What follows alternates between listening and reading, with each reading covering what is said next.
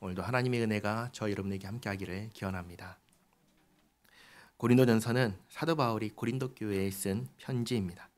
사도 바울에게 가지고 온 여러 가지 문제를 예수 믿는 사람이 어떻게 해결해야 하는지에 대해서 쓴 편지가 고린도 전서입니다. 지난주에는 15장에서 교회 안에 있는 부활을 믿지 않는 사람들에게 하는 말씀을 들었습니다. 교회는 예수님의 부활을 근거로 세워졌습니다. 예수님께서 부활하시고 승천하시고 성령을 보내주신 후에 예수님을 믿는 사람들로 이루어진 교회가 생겼습니다. 부활이 없으면 교회가 없는 것입니다. 요즘 새벽마다 마가복음을 읽고 있습니다. 이번 주에 이제 마가복음이 끝납니다. 마가복음에 나오는 예수님의 마지막 여정을 보면 세상 모든 사람들이 예수님을 향해서 정죄합니다. 예수님은 하나님의 아들이 아니고 그리스도가 아니라고 합니다. 예수님을 신성을 모독하는 죄인이요 죽어 마땅한 자라고 말합니다.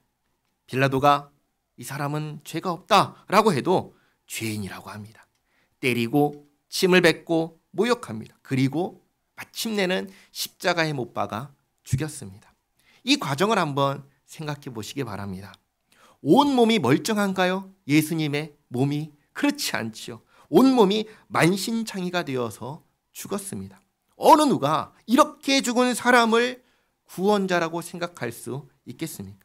어느 누가 이렇게 비참하게 죽은 사람에게 내 인생, 내 생명, 내 미래를 맡길 수가 있습니까? 그럴 수가 없는 거죠. 그런데 우린 예수님을 믿습니다. 어떻게 믿을 수가 있나요? 그런데 예수님이 부활하신 것입니다. 그것도 지금과 같이 다시 죽는 몸이 아니라 다시는 죽지 않는 몸으로 살아난 겁니다. 오늘날 가끔씩 이야기되는 죽었다가 어떤 사람이 살아났대. 그런 식의 이야기가 아닌 겁니다. 그와 같이 다시 죽는 그런 몸이 아닙니다. 하지만 이렇게 다시 살아났어도 이게 믿기 쉬운 일인가요? 믿을 수가 없는 일이죠. 어제 만났지만 돌아서면 내가 진짜로 만난 거 맞아? 진짜야? 내가 헛것 본 거 아니야? 할 수 있잖아요. 그래서 예수님께서 친히 40일 동안 계속해서 일일이 만나시면서 다시 살아난 것을 확인시켜 주셨습니다. 그래서 정말로 살아나셨다는 것을 알게 하신 후에 승천하시고 그리고 나서도 그걸로 끝이 아니라 약속하신 대로 성령을 보내주셨습니다. 이렇게 이 일련의 모든 일들이 있기에 교회가 있는 것입니다. 이게 없으면 교회도 없고 기독교도 없는 것입니다. 그래서 부활에 대해서 15장에 아주 분명하게 써서 알려졌습니다. 부활과 관련된 두 가지 질문. 어떻게 부활합니까? 어떤 몸으로 부활합니까? 이 두 가지 질문에 대해서 아주 명확하게 알려졌습니다. 하나님께서 살리시고 예수님과 같은 몸으로 살아난다.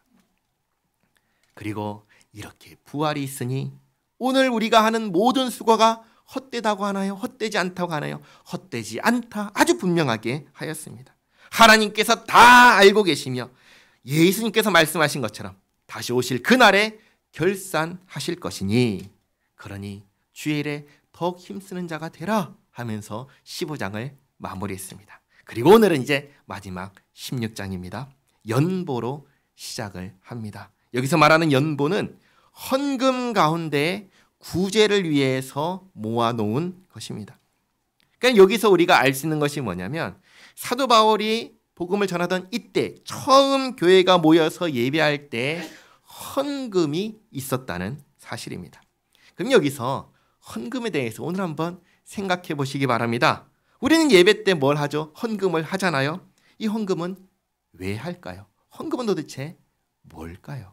무엇을 위해서 이 헌금을 하는 걸까요? 일단 생각하셔야 될 것 두 가지. 헌금은 회비가 아닙니다. 두 번째, 헌금은 이 모임을 유지하기 위해서 하는 게 아닙니다. 그럼 헌금은 뭘까요? 헌금은 첫째로 헌금은 하나님께 드리는 것입니다. 하나님께 드리는 겁니다. 우리가 헌금을 할 때 이 의식이 먼저 있어야 됩니다. 하나님께 드린다라는 의식이 먼저 있어야 됩니다. 하나님께서는 우리의 헌금을 받으십니다. 만약에 우리의 헌금을 받으시는 하나님이 계시지 않는다면, 그러니까 우리가 아무리 헌금을 해도 그 헌금을 받는 하나님이 안 계신다면 우리는 헌금을 할 필요가 전혀 없는 거예요. 어떤 의미를 부여한다고 해도 하나님이 계시지 않는다면, 하나님께서 그 헌금을 받지 않으신다면 그 헌금이 무슨 의미가 있겠습니까? 아무 의미가 없는 것입니다. 헌금은 헌금을 받으시는 하나님이 계시기에 그 하나님께 드리는 것이 헌금입니다. 그래서 첫 번째는 헌금은 하나님께 드리는 것이다. 그런데 둘째로 헌금은 하나님께 드리는 것인데 뭘 드리는 건가? 헌금은 나를 하나님께 드리는 것입니다. 나를. 그래서 본래는 헌금이 아닙니다. 본래는 헌상입니다. 헌상. 하나님께 드리는 것입니다. 돈을 드리는 게 아니라 나 자신을 드리는 겁니다. 하나님께서 우리를 가리켜서 내 거야 라고 분명하게 말씀하셨습니다. 이사야 43장 1절 말씀인데요. 같이 한번 읽겠습니다. 야곱아, 혹시 없나요? 없으면 제가 읽겠습니다. 이사야 43장 1절 말씀입니다. 야곱아, 너를 창조하신 여호와께서 지금 말씀하시느니라. 이스라엘아, 너를 지으신 이가 말씀하시느니라. 너는 두려워하지 말라. 내가 너를 구속하였고 내가 너를 지명하여 불렀나니 너는 내 것이라. 아멘. 하나님께서 구원하신 우리를 향해서 내 거야, 너는 내 것이야 라고 분명하게 말씀하십니다. 하나님께서 우리를 구원하셨습니다. 죄와 사망의 권세에서 건져주셨습니다. 이제 우리는 죄와 사망의 노예가 아닙니다. 우리는 하나님의 것입니다. 우리의 주인은 하나님이십니다. 헌금은 이것을 나타내는 것입니다. 헌금은 나를 하나님께 드리는 것입니다. 그러므로 헌금은 돈을 드리는 게 아니라 헌상하는 겁니다. 하나님께 나를 드리는 것이기 때문입니다. 그런데 여기 질문할 수가 있는 것이죠. 나를 하나님께 어떻게 드리나요? 우리는 어떻게 하면 나를 하나님께 드릴 수가 있을까요? 내가 하나님의 것이라는 것을 무엇으로 나타낼 수 있습니까? 하나님께서 나의 주인이시라는 것을 우리는 어떻게 나타낼 수 있습니까? 이것을 고대 사회에는 땅의 소산을 드림으로 또 가축을 드림으로 나타내었습니다. 왜냐? 이것이 생계 수단이었기 때문입니다. 우리의 생명은 먹는 것과 밀접하게 연결되어 있습니다. 우리 먹지 않으면 살 수 있나요? 아니요. 우리 안 먹으면 못 삽니다. 며칠 못 가서 죽습니다. 먹는 것과 우리의 생명은 연결되어 있습니다. 그 먹는 것을, 내 생명을 유지시켜주는 그 유일한 수단을 하나님께 드렸습니다. 내 생명을 하나님께 드림으로써 나의 주인이 하나님이시다라는 것을 드러내었습니다. 그런데 오늘날에는 더 이상 땅의 소산이나 가축을 드리나요? 이제 드리지 않아요. 오늘날의 생계 수단은 이런 것들이 아니기 때문입니다. 오늘날은 무엇으로 생계를 유지하죠? 돈으로 유지하죠. 돈으로 유지합니다. 모든 경제 가치가 돈으로 환산되기 때문입니다. 그래서 우리가 돈을 가리켜서 돈을 벌 때 뭐라고 하죠? 피땀 흘려서 번 돈이라고 하잖아요. 돈을 그렇게 말하잖아요. 피땀 흘려서 번 돈, 다르게 말하면 뭡니까? 생명이라는 가치가 돈에 담겨 있다는 것입니다. 그래서 오늘날 하나님께 이 돈으로 헌상을 하는 것입니다. 하나님께 헌금한다는 것은 내 생명을 드린다는 것과 같은 의미를 가진 겁니다. 결국은 내가 하나님의 것이라는 것을, 하나님께서 나의 주인이시라는 것을 무엇으로 나타내냐면 오늘날에는 돈으로 나타내는 것입니다. 헌금하는 것으로 나타내는 것입니다. 그리고 이렇게 헌금할 때 사실은 다 드리는 게 마땅합니다. 그러나 우리가 다 드리면 생활할 수 있나요? 생활할 수가 없죠. 살 수가 없습니다. 그래서 10분의 1을 구별해서 드리는 겁니다. 이것은 최소한의 기준입니다. 만약에 내 생활에 여유가 있다면 10분의 1을 하고 더 여유가 있다면 10분의 3을 해도 됩니다. 최소한의 기준에 맞추라는 것이 전혀 아니라는 것입니다. 이것이 가진 의미가 무엇인지를 생각하라는 것입니다. 내가 가진 모든 것이 다 하나님의 것입니다 라는 의미를 가지고, 내 생명의 주인이 하나님이십니다 라는 의미를 가지고 한다라는 것입니다. 이전에 제가 몇 번 이런 말씀을 드린 적이 있습니다. 헌금을 할 때 내가 정말 갖고 싶은 뭔가가 있어요. 근데 그걸 사면은 헌금을 못해요. 안 사면 헌금을 할 수 있어요. 어떤 것을 선택해야 될까요? 굉장히 극단적인 질문을 하는 겁니다. 극단적인. 근데 한번 생각해 보시기 바랍니다. 어떤 것을 선택을 하는 사람이 하나님의 사람다운 사람일까요? 하나님을 주인으로 모시는 사람은 어떤 걸 선택할까요? 내가 이걸 사고 헌금하지 말아야지. 이것과 이걸 안 사더라도 헌금을 해야지. 이것과. 둘 중에 어떤 걸 선택하는 사람이 그냥 그 모습을 봤을 때 이 사람은 정말 하나님 섬기는 사람 맞구나 라는 생각이 들까요? 말할 필요 없이 헌금하는 사람입니다. 이렇게 할 수 있는 사람, 어떤 사람이 이렇게 할 수 있을까요? 가치관이 달라진 사람입니다. 하나님을 중심으로 사는 사람입니다. 그래서 예수님께서 이렇게 말씀하셨습니다. 마가복음 10장 29절 30절 말씀 주보에 있을 거예요. 마가복음 10장 29, 30절 말씀 같이 읽겠습니다.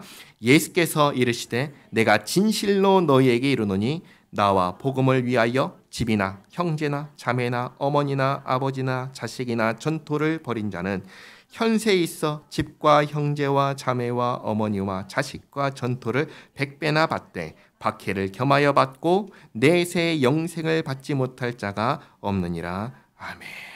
오해하지 말아야 할 것은 이 말씀은 집이나 형제나 자매나 어머니 아버지 자식 전토를 버려라 라는 말씀이 아닙니다. 전혀 아닙니다. 그런 의미로 하신 말씀이 아닙니다.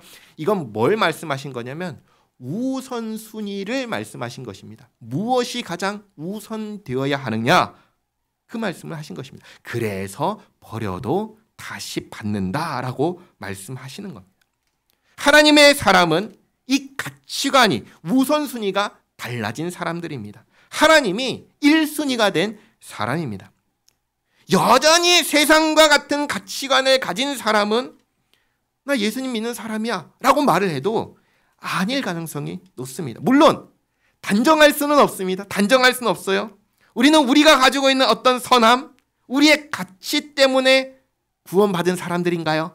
전혀 아니에요. 우리는 우리가 죄인 되었을 때에 하나님께서 우리를 먼저 사랑하셔서 우리에게 아무런 가치가 없을 때 구원받은 사람들이에요. 그러니까 우리가 좀 더 선하니까, 우리가 좀 더 의로우니까, 우리에게 조금 더 가치가 있으니까 그래, 나는 이런 게 있으니까 구원받은 사람이야. 전혀 그런 거 아닙니다. 우리는 오직 예수 그리스도의 그 대속의 죽음으로, 그 희생으로, 그 은혜로 구원받은 사람입니다. 이것을 가장 먼저 분명하게 이 기준을 가지고 있어야 됩니다. 이 기준을 갖고 있으면서 생각을 하는 거예요. 그럼에도 불구하고 우리가 여전히 하나님보다 이 세상을 사랑한다면, 하나님을 모르는 사람들과 똑같은 가치를 가지고 살아간다면 우리는 우리의 믿음을 돌아봐야 한다라는 것입니다. 하나님을 모르는 사람들도 자신에게 은혜를 베푼 사람은 특별하게 생각할까요? 하찮게 생각할까요? 특별하게 생각합니다. 나에게 은혜를 베푼 사람은 특별하게 생각합니다. 예수님 안 믿는 사람도, 이 세상 사람들도 다 그렇게 생각합니다. 하물며 멸망하지 않고 영생을 주기 위하여 자기 아들을 아끼지 않고 주신 하나님이신데, 그 하나님을 특별하게 생각하지 않고 그냥 하찮게 생각하거나 아무런 의식 없이 살아가는 그 사람을 향해서 과연 예수 믿는 사람이라고 할 수 있을까요? 그 사람 믿음이 진짜라고 말할 수 있을까요? 그러기가 어렵다는 것이죠. 물론 이렇게 얘기할 때 그러니까 우리는 완벽한 믿음을 가져야 돼, 완벽한 우선순위가 바뀐 완벽한 생활을 해야 돼, 이런 얘기 또한 아니라는 것을 잘 알 것입니다. 우리는 완벽할 수 있나요? 완벽할 수 없습니다. 다만 분명한 것은 이런 의식이 있어야 된다는 것이죠. 나는 예수 믿는 사람이다. 나는 하나님의 것이다. 나는 하나님의 것이다. 이 의식이 있어야 한다라는 것입니다. 그리고 나의 주인이 되시는 하나님께서 나에게 원하시는 게 있구나, 나에게 요구하시는 것이 있구나, 이것을 생각해야 한다는 것입니다. 그리고 그것에 맞춰서 살려고 하는 우리의 부단한 노력과 열심이 있어야 하는 겁니다. 완벽해야 된다는 말이 아니라 나의 주인 되신 하나님께서 나에게 원하시는 것이 있구나. 그럼 내가 그것을 맞춰 살려고 해야겠다라고 하는 그 열심과 노력이 애씀이 우리에게 있어야 한다. 이것을 말씀드리는 것입니다.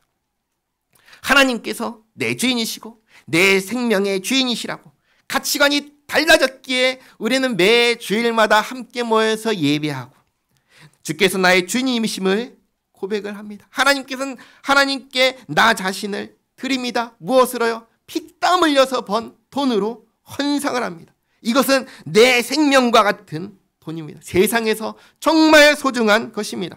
그것을 하나님께 드리면서 하나님께서 내 인생의 주인이심을 고백하며 나타내는 것입니다. 이것이 헌금입니다. 그리고 이렇게 헌금을 하면 이 헌금을 받으시는 하나님께서 세 가지 용도로 사용을 하게 하셨습니다. 그게 이제 주보에 있는 것처럼 첫 번째는 교역적 사례로, 일부는 우리가 함께 모여서 예배하는 이 공간을 유지하는 관리비로, 그리고 일부는 구제로 사용을 하게 하셨습니다. 헌금 가운데 일부를 교역적 사례로 사용한다는 것은 고린도전서 9장에서 확인했습니다. 9장 13절 14절 말씀인데요. 같이 한번 읽겠습니다. 성전에 일을 하는 이들은 성전에서 나는 것을 먹으며 제단에서 섬기는 이들은 제단과 함께 나누는 것을 너희가 알지 못하느냐. 이와 같이 주께서도 복음 전하는 자들이 복음으로 말미암아 살리라 명하셨느니라. 아멘. 여기 성전에서 일하는 사람이 누구죠? 레위인입니다. 레위는 하나님께서 이스라엘 12지파 가운데서 구별하셨습니다. 나머지 지파들을 대신해서 하나님을 섬기는 일을 하라고 구별을 하셨습니다. 그래서 이 나머지 지파가 하는 생계를 위해서 하는 일들을 하지 않고 오로지 성전에서 하나님을 섬기는 일만 합니다. 그러면 생계를 유지하기 위한 일들을 전혀 하지 않는 레위인들은 어떻게 먹고 살까요? 나머지 지파가 하나님께 드리는 것으로 먹고 살게 하셨습니다. 예를 들면 하나님께 드리는 11조를 하나님께서 받으신 후에 레위인에게 주셔서 그것으로 생계를 유지하게 하셨습니다. 또 하나님께 드리는 제사 가운데 완전히 태워서 드리는 번제가 아닌 드리고 남은 것들은 집례한 제사장에게 주어서 그들이 그걸 가지고 살아갈 수 있도록, 살아가는데 어려움이 없도록 그렇게 하셨습니다. 생계를 걱정하지 않고 오로지 하나님을 섬길 수 있게 하셨습니다. 그와 같이 교회에서 사역하는 사역자들은 교회에서 주는 것으로 생계를 유지하게 하셨습니다. 이게 하나님께서 헌금을 받으신 다음에 헌금을 사용하라고 하신 것 중에 첫 번째입니다. 그 다음 두 번째가 성전의 유지 보수를 위해서 헌금을 사용하라고 하셨습니다. 열왕기하 12장 13절 14절 말씀인데요. 성경에 주보에 있나요? 같이 한번 읽겠습니다. 여호와의 성전에 드린 그 은으로 그 성전의 은 대접이나 불집게나 주발이나 나팔이나 아무 금그릇이나 은그릇도 만들지 아니하고 그 은을 일하는 자에게 주어 그것으로 여호와의 성전을 수리하게 하였으며 아멘. 이렇게 성전에 헌금한 돈 가운데 일부는 이 성전을 유지하고 보수하는데 사용하게 하셨습니다. 그리고 마지막 세 번째가 어디에 사용하냐면 구제하는 데 사용하였습니다. 이렇게 헌금을 세 가지 용도로 사용했는데 오늘 연보에 대한 말씀은 세 번째 용도 구제에 대한 것입니다. 1절 말씀에 성도를 위하는 연보에 관하여는 내가 갈라디아 교회들에게 명한 것 같이 너희도 그렇게 하라. 성도를 위하는 연보에 관하여 라고 이렇게 말씀하신 걸로 봤을 때 이게 사도 바울에게 한 질문 가운데 하나였다라는 것을 알 수 있습니다. 사도 바울에게 성도를 위하는 연보는 어떻게 해야 할까요? 라고 이제 질문을 한 거죠. 그래서 그에 대한 대답을 써서 보내주는데 이렇게 대답을 합니다. 내가 갈라디아 교회들에게 명한 것 같이 하라. 그러면 바울이 갈라디아 교회에다가 어떻게 하라고 했을까요? 그걸 2절에 이렇게 알려줍니다. 매주 첫날에 너희 각 사람이 수입에 따라 모아두어서 내가 갈 때 연보를 하지 않게 하라. 이제 두 가지를 명령을 하는 거죠. 첫째는 매주 첫날에 그 연보를 모으라고 하는 겁니다. 매주 첫날입니다. 매주 첫날은 언제일까요? 주일입니다. 주일. 그 당시에 사도 바울이 복음을 전하던 이 당시에 매주의 마지막 날은 안식일이었습니다. 안식일이었습니다. 안식일은 토요일이었습니다. 토요일 다음 날은 일요일인데 일요일은 안식 후 첫날입니다. 안식 후 첫날 하면 뭐가 떠오르죠? 예수님께서 부활하신 날입니다. 그래서 안식 후 첫날, 이 날을 우리는 일요일이라고 부르지 않고 뭐라고 부르죠? 주일이라고 부릅니다. 주님께서 부활하신 날입니다. 이 주일에 성도를 위하는 연보를 모으라고 하는 것입니다. 그러니까 매 주일에 예배 때 헌금이 있고 이 헌금 가운데 성도를 위하는 연보, 구제 헌금을 했다라는 것을 알 수가 있습니다. 그리고 둘째는 이렇게 구제 헌금을 할 때, 연보를 모을 때 어느 정도로 하냐 했을 때 각 사람이 수입에 따라 하라고 했습니다. 각 사람이 수입에 따라 한다는 것은 얼른 생각하면 수입이 많으면 많이 하고 적으면 적게 하라는 말로 들립니다. 맞죠? 그렇죠? 맞는 말입니다.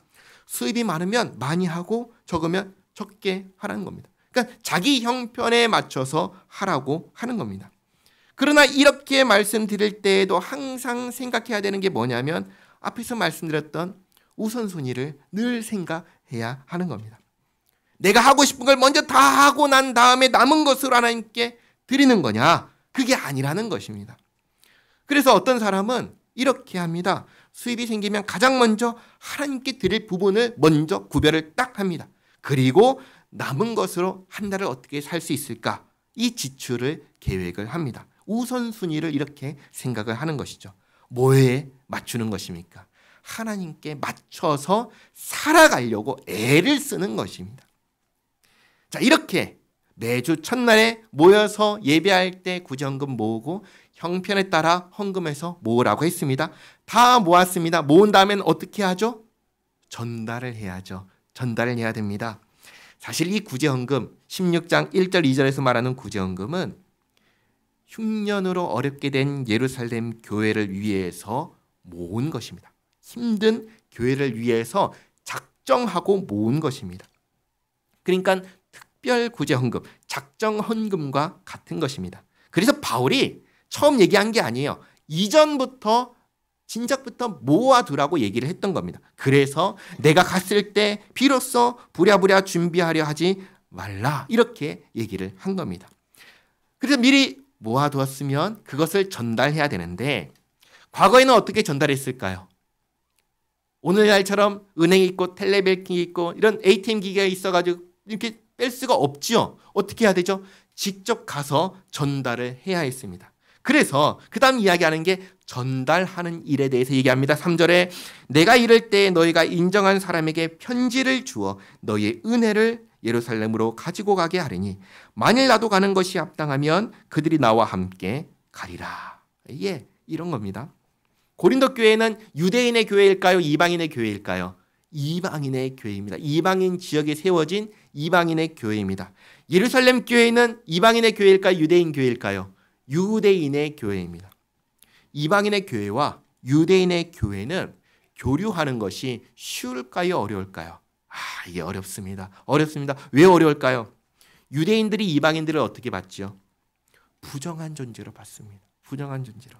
그래서 예루살렘 교회는 유대인으로 이루어진 교회는 할례를 받지 않는 이방인으로 이루어진 교회를 인정하지 않았습니다. 그러니까 이런 유대인들이 부정하게 보는 이방인, 이런 어려운 관계인데 이 고린도 교회, 이방인 교회가 유대인을 위해서 연보, 구제 헌금을 모아서 전달하면은 유대인들이 이것을 흔쾌히 받을 수 있을까요? 받을 수가 없는 거예요. 받을 수가 없는 거예요. 그러면 받게 하려면 어떻게 해야 될까요? 중간에 누가 있어야 되는 겁니다. 그게 누구냐면 사도 바울이 그 일을 하겠다는 겁니다. 어떻게 해요? 편지를 써서 하겠다는 겁니다. 바울은 예루살렘 교회와 그리고 그 안에 있는 사도들과 교류가 있었기에 바울이 쓴 편지를 가지고 가면은 예루살렘 교회가 받아줄 거라는 것입니다. 그리고 만약에 고린도 교회 성도들이 허락한다면 내가 바울이 직접 가서 동행해가지고 다리를 연결해 주는 역할을 하겠다고 하는 것입니다. 그러니까 이방인 교회와 유대인 교회가 예수님 안에서 사랑으로 하나 되게 하는 일에 사도 바울이 뭐하고 있어요? 힘쓰고 애쓰고 있다는 것을 우리가 잘 알 수 있는 것입니다. 근데 지금 바울이 어디 있죠? 고린도에 있나요? 아니죠. 어디서 지금 이 편지를 썼죠? 에베소에서 편지를 썼습니다. 그럼 바울은 이 연보를 전달하기 위해서 언제쯤 고린도에 올까요? 5절에 그걸 얘기하죠. 내가 마게도냐를 지날 터이니 마게도냐를 지난 후에 너희에게 가서. 에베소에서 고린도로 가는 길목에 있는 지역이 마게도냐입니다. 2차 전도 여행 때를 지금 좀 오래전에 말씀을 설교를 했던 내용이지만 한번 생각해 보시면 에베소에서 마게도냐를 지나서 필립보, 데살로니가, 베레아, 아덴 그리고 고린도에 왔습니다. 그러니까 2차 전도 여행 때 들러서 복음을 전하고 교회가 세워졌던 지역을 다 돌아보면서 고린도에 오겠다라고 얘기를 하는 것입니다. 그러면 시간이 금방 올까요? 아니면 상당히 오래 걸릴까요? 상당히 오래 걸리겠죠. 지금 당장은 못 온다는 겁니다. 그래서 6절에 혹 너희와 함께 머물며 겨울을 지낼 듯도 하니 이는 너희가 나를 내가 갈 곳으로 보내어주게 하려 함이라. 다시 말해 함께 겨울을 지낸 후에 고린도 교회의 도움을 받아서 다음 장소로 가겠다는 겁니다. 그리고 7절에 이제는 지나는 길에 너희 보기를 원하지 아니하노니 이는 만일 주께서 허락하시면 얼마 동안 너희와 함께 머물기를 바람이라. 지나가듯 들리지 않고 며칠 함께 지내고 싶다라고 얘기하는 거죠. 그리고 8절에 내가 오순절까지 에베소에 머물려 함은 내게 광대하고 유효한 문이 열렸으나 대적하는 자가 많음이라. 그러니까 지금 뭘 쭉 얘기했냐면 지금 당장 가지 못하는 이유에 대해서 얘기를 하고 있는 겁니다. 지금 바울이 에베소에 있는데 워낙 대적하는 자가 많아서 당장에 고린도에 갈 수가 없는 거예요. 에베소는 어떤 도시냐면 아데미와 제우스의 신전지기가 된 도시입니다. 다시 말해서 우상 숭배하는 도시입니다. 나중에 보면은 복음을 받아들인 사람들이 자기가 가지고 있던 마술책을 불태웁니다. 그때 한두 권이 아니라 어마어마한 양의 책들이 나와서 불태웠다는 기록이 성경에 있습니다. 그러니까 거기에 복음을 받아들이지 않고 대적하는 사람들은 얼마나 많을 것이고 또 사탄의 역사는 얼마나 강력했겠냐라는 것을 우리가 알 수 있는 것이죠. 이런 상황에서 사도 바울이 자리를 비우고 지금 떠날 수가 없는 거예요. 그래서 바울이 지금 당장에 내가 갈 수 없는 형편을 얘기를 한 다음에 바울이 신뢰하는 디모데를 대신 먼저 보낸다. 그 얘기를 하는 겁니다. 아마도 디모데가 이 고린도전서 편지를 가지고 갔을 것입니다. 그리고 예배 시간에 이 편지를 지금 우리가 하고 있는 것처럼 읽고 설명해 줬을 겁니다. 그러니까 이렇게 예의를 줄 수 있는 거죠. 제가 이제 디모데가 되는 거고 여러분들이 이제 고린도 교회 성도들이 되는 겁니다. 이 예배 시간에 바울이 가진 편지를 펼쳐서 읽으면서 하나씩 설명을 해주는 것이죠. 10절에 디모데가 이르거든 너희는 조심하여 그로 두려움이 없이 너희 가운데 있게 하라. 이는 그도 나와 같이 주의 일을 힘쓰는 자임이라. 그러므로 누구든지 그를 멸시하지 말고 평안히 보내어 내게로 오게 하라. 나는 그가 형제들과 함께 오기를 기다리노라. 이렇게 편지를 가지고 바울을 대신하여 갈 디모데를 위해서 당부의 말을 전합니다. 여러 가지 문제에 대해서 쓴 편지니까 설명을 할 때 이 설명을 받아들이는 사람도 있을 것이고 거부하는 사람도 있지 않겠습니까? 근데 이런 경우에 거부하는 사람들이 디모데를 향해서 손가락질하면서 언성을 높이면서 함부로 하지 말고 나와 같이 주의 일에 힘쓰는 자이니 나처럼 대하고 평안히 돌아올 수 있게 신경 써다오. 그 얘기를 한 것입니다. 디모데를 얘기하고 그 다음 누굴 얘기하냐면 아볼로에 대해서 얘기합니다. 아볼로는 아마도 고린도 교회의 두 번째 담임 목사였을 것입니다. 첫 번째 담임 목사는 누구죠? 사도 바울이고 두 번째가 아볼로였을 것입니다. 아볼로를 조금 설명을 해드리겠습니다. 바울이 2차 전도 여행 때 브리스가와 아굴라와 함께 이 부부와 함께 고린도에서 사역을 함께 있습니다. 그리고 고린도를 떠나 에베소에 갈 때에도 이 부부와 함께 갔습니다. 그리고 바울은 수리아 안디옥으로 돌아갔죠. 돌아갔는데 이 브리스가와 아굴라 부부는 남았습니다. 남아있는 에베소에 아볼로가 옵니다. 아볼로가 와서 브리스가와 아굴라를 통해서 복음이 더 무엇인지 정확하게 배웁니다. 배우고 난 다음에 고린도로 갔습니다. 그래서 고린도에 가서 2대 담임 목사로 사역을 했던 것 같습니다. 그러니까 고린도 교회 사람들이 하는 말 가운데 나는 아볼로에게 속한 사람이요 라고 하는 사람들이 있었던 것이죠. 그런데 계속해서 사역하지 않고 거기서 돌아왔습니다. 어느 날 에베소로 돌아옵니다. 왜 왔는지 이유는 전혀 알려주지 않습니다. 그런데 우리가 고린도전서를 쭉 보니까 예상할 수 있죠. 여러 가지 문제가 있어서 감당하기 힘들어서 온 게 아닌가 이 생각할 수 있죠. 그 아볼로에 대해서 얘기를 합니다. 12절에 형제 아볼로에 대하여는 그에게 형제들과 함께 너에게 가라고 내가 많이 권하였으되 지금은 갈 뜻이 전혀 없으나 기회가 있으면 가리라. 아볼로가 지금 가고 싶다고 해요? 가고 싶지 않다고요? 가고 싶지 않다고요. 본래는 바울이 디모데 말고 아볼로를 보내려고 했는지도 모르겠습니다. 근데 안 간다고 하는 거예요. 바울에 많이 권면했지만 난 지금 전혀 갈 생각이 없다라고 얘기를 한 겁니다. 그러니까 고생을 많이 했구나라고 짐작할 수가 있는 것이죠. 이제 편지를 마무리합니다. 13절 깨어 믿음에 굳게 서서 남자답게 강건하라. 너희 모든 일을 사랑으로 행하라. 예수님께서도 제자들에게 깨어있으라 라고 하셨습니다. 깨어있어서 뭘 하라고 했죠? 주님 오실 그날을 맞이할 준비를 하라고 했습니다. 주님을 맞이할 준비를 하는 것은 어떻게 하는 것이죠? 주님께서 하라고 하신 일들을 하는 것입니다. 그러면 주님께서 하라고 하신 일들은 뭐죠? 예수님께서 주님 오실 그날을 깨어서 준비하라고 했는데 그럼 그 주님을 깨어서 맞이할 준비를 하는 것은 뭘 하는 걸까요? 주님께서 하라고 하신 일을 하는 겁니다. 주님께서 하라고 하신 일은 뭘까요? 사랑하는 것이죠. 사랑하는 것입니다. 하나님을 사랑하고 이웃을 사랑하며 사는 것입니다. 하나님을 예배하고 부모님 공경하고 이웃을 해치지 않고 이웃을 도우며 사는 것입니다. 이렇게 주께서 하라 하신 일을 하며 사는 것이 깨어있는 것이고 이게 믿음으로 사는 것입니다. 믿음은 무엇입니까? 믿음은 예수님께서 나의 구주시라고 받아들이고 사는 게 믿음입니다. 예수님께서 나를 구원하셨다는 것을 믿는 게 믿음입니다. 내가 예수님의 것입니다. 예수님께서 나의 구주이십니다. 예수님께서 나를 구원하셨고 나는 구원받은 사람입니다. 이게 믿음입니다. 구원받은 사람으로서 나는 어떻게 살아야 합니까? 나를 구원하신 은혜에 감사하며 주께서 하라 하신 일을 하면서 사는 겁니다. 이게 없으면, 이 삶이 없으면 여기 한번 생각해 봐야 되는 것이죠. 야고보서를 보면은 이 실제 삶이 없는 믿음을 가리켜 뭐라고 합니까? 실천이 없는, 삶이 없는 믿음은 죽은 믿음이요 거짓된 믿음이다 라고 아주 분명하게 말씀하십니다.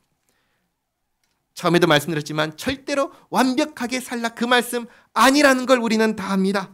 하나님께서는 우리가 쓰러지고 넘어지고 실수하고 실패할 것을 아십니다. 그러니 절대로 완벽을 요구하지 않으십니다. 완벽은 우리가 하는 게 아니에요. 완벽은 누가 하셔요? 예수님께서 우리를 대신하여 다 하셨습니다. 그러니 우리에게는 다만 하나님을 의식하고 이 말씀에 순종하며 살려고 하는 우리의 태도를 요구하십니다. 이것을 기억하시기 바랍니다. 중요한 것은 완벽이 아니다. 중요한 것은 나를 구원하신 주님을 향한 우리의 태도다. 이것을 기억하시기 바랍니다. 15절 형제들아 스데바나의 집은 곧 아가의 첫 열매요 또 성도 섬기기로 작정한 줄을 너희가 아는지라 내가 너희를 권하노니 이 같은 사람들과 또 함께 일하며 수고하는 모든 사람에게 순종하라. 우리를 대신하여 섬기는 사람들이 있습니다. 앞에서 일하는 사람들이 있습니다. 예를 들면 목사, 장로님, 권사님, 집사님 이런 분들입니다. 또 각 부의 회장, 부회장, 총무, 회계 이런 분들입니다. 다 우리를 대신해서 우리 앞에 서서 수고하고 애쓰는 분들입니다. 네, 이런 말을 들었습니다. 우리 교회에서 들은 얘기가 아닙니다. 밖에서 들었습니다. 무슨 얘기냐? 왜 저런 사람에게 일을 시켰대? 이런 식의 말을 한다는 걸 들었습니다. 이런 말을 하는 사람들이 있습니다. 이러면 될까요? 안 된다는 것입니다. 왜 안 되죠? 내 대신 일하는 사람입니다. 이 세상에 일하고 싶은 사람이 있나요? 없지요. 누가 일하고 싶습니까? 섬겨주기를 바라지. 누가 섬기면서 살고 싶겠습니까? 그러지 않죠. 내 대신 일하는 사람입니다. 내 대신 고생하는 사람입니다. 그러니 그 사람을 향해서 뭐라고 해야 될까요? 응원하고 격려하고 협력하고 순종하라. 그 얘기를 하는 겁니다. 우리에게서는 저 사람에게 왜 이런 일을 시켰대? 이런 말이 나와서는 안 됩니다. 그런 생각이 든다면, 그런 부정적인 생각이 든다면 그럼 어떻게 해야 될까요? 그럴 때는 어떻게 해야 될까요? 그 다음에 내가 그 일을 하면 됩니다. 그래서 내가 보다 나은 모습을 보여주면 됩니다. 말할 필요가 없습니다. 내가 하면 됩니다. 내가 못한다면 내가 못하는데 무슨 말을 할까요? 내 대신 하고 있으니까 고마워하고 감사하고 응원하고 격려하고 협력하는 것. 그게 우리가 해야 하는 것입니다. 17절에 내가 스데바나와 브드나도와 아가이고가 온 것을 기뻐하노니 그들이 너희의 부족한 것을 채웠습니다. 그들이 나와 너희 마음을 시원하게 하였으니 그러므로 너희는 이런 사람들을 알아주라. 이들 세 사람이 고린도와 에베소 지역을 왔다 갔다 하면서 고린도 교회에 있는 문제를 편지에 다 써가지고 바울에게 전달하는 이 굳은 일을 맡아서 한 겁니다. 이 거리가 가까운 거리인가요? 옆집인가요? 아니에요. 몇 개의 도시를 지나야 도착하는 거리입니다. 이건 역시 다른 사람을 대신해서 한 일입니다. 얼마나 고마운 일인가요? 누군가가 무슨 일을 할 때 그게 쉽게 말해서 어떤 대가를 받고 하는 일이 아니라면 그건 전부 다 뭐예요? 봉사입니다. 봉사입니다. 대신 하는 겁니다. 그거는 알아주고 고마워야 해야 하는 일이라는 겁니다. 우리 교회도 이런 분들이 있지요. 피아노 반주부터 시작해서 찬양대 지휘, 저기 방송실, 그리고 1층에서 식사를 준비해 주시고 또 화분 관리해 주시고 청소, 매주마다 청소해 주시는 이런 분들 전부 다 어떤 대가를 받고 하시나요? 다 아니잖아요. 전부 다 하나님께서 우리를 위해서 베푸신 은혜에 감사하여 헌신하는 거잖아요. 그러면 그것들에 대해서 네가 맞니 내가 맞니 하면서 싸울 일이 있나요? 없지요. 이렇게 해야 되니 저렇게 해야 되니 그럴 일이 있나요? 없지요. 고마워하고 감사하고 격려하고 응원하고 그게 우리가 해야 되는 일이라 이 말입니다.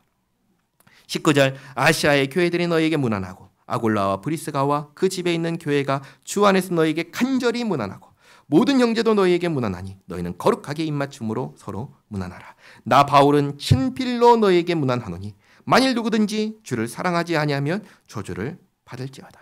주를 사랑하지 아니하는 자는 주를 대적하는 자입니다. 사랑하거나 대적하거나 둘 중에 하나입니다. 더군다나 교회 안에 있으면서 예수님께서 나의 주님이라고 고백하면서 주님을 사랑하지 않는다. 그 사람 문제가 많은 것이죠. 22절 하반절에 우리 주여 오시옵소서. 주 예수 그리스도의 은혜가 너희와 함께하고 나의 사랑이 그리스도 예수 안에서 너희 무리와 함께 할지어다. 아멘. 이렇게 고린도전서를 읽었습니다. 고린도 교회 딱 하면 무슨 생각이 드나요? 아, 문제가 많은 교회. 이 생각이 드시죠. 그렇지만 교회인가요? 교회가 아닌가요? 그럼에도 불구하고 교회입니다. 왜 교회입니까? 예수님께서 구원하여 주셨기 때문에 교회입니다. 예수님의 이름으로 모였기 때문에 교회입니다. 완벽해서 교회냐? 아니요. 흠이 없으니까 교회냐? 아니요. 그러면 흠이 있고 불완전하니까 교회냐? 아니요. 그렇지 않습니다. 교회는 오직 예수님 안에 있기 때문에 교회입니다. 그러므로 기억하시기 바랍니다. 우리는 누구의 것입니까? 우리는 우리의 것이 아닙니다. 우리는 하나님의 것입니다. 예수님께서 자기 생명을 주셔서 구원하여 주셨습니다. 우리는 이미 구원받은 사람들입니다. 우리는 이미 구원받은 사람으로서 하나님의 자녀로서 살아가는 사람들입니다. 그러니 그냥 사는 것이 아닙니다. 구원하신 은혜에 감사하여 주님 오실 날을 기다리고 고대하며 주님 맞이할 준비를 하면서 사는 사람들이 바로 우리들입니다.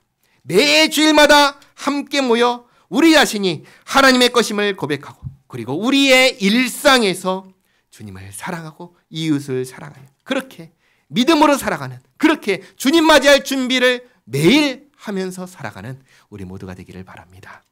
기도하겠습니다. 좋으신 하나님, 오늘 우리가 매주 하는 헌금의 의미를 다시 살펴보았습니다. 우리가 하는 헌금이 다만 이 공동체를 유지하기 위한 것이 아니라 우리가 참으로 하나님의 것임을 고백하는 실천적인 행위라는 것을 다시금 깨닫습니다. 예수님 안에서 죄와 사망의 권세로부터 해방하시어 자유를 주시고 이제는 하나님 나라에 속한 사람으로 하나님의 자녀로 영생을 소유한 사람이 되게 하셨으니 그 은혜를 늘 마음에 새기고 우리가 더 이상 내 것이 아니라 하나님의 것임을 기억하며 그러한 의미를 가지고 헌금하게 하옵소서. 우리 자신을 늘 하나님께 드리며 살게 하옵소서. 또 우리를 대신하여 헌신 봉사하는 이들을 귀하게 여기며 그들을 위하여 기도하고 응원하고 협력하며 함께 아름다운 교회를 이루는 우리 모두가 되게 하옵소서. 주께서 다시 오실 그날을 우리가 함께 믿음으로 준비하며 주님 오실 그날에 기쁨으로 맞이하는 우리 모두가 되게 하옵소서. 예수님의 이름으로 기도하옵나이다. 아멘.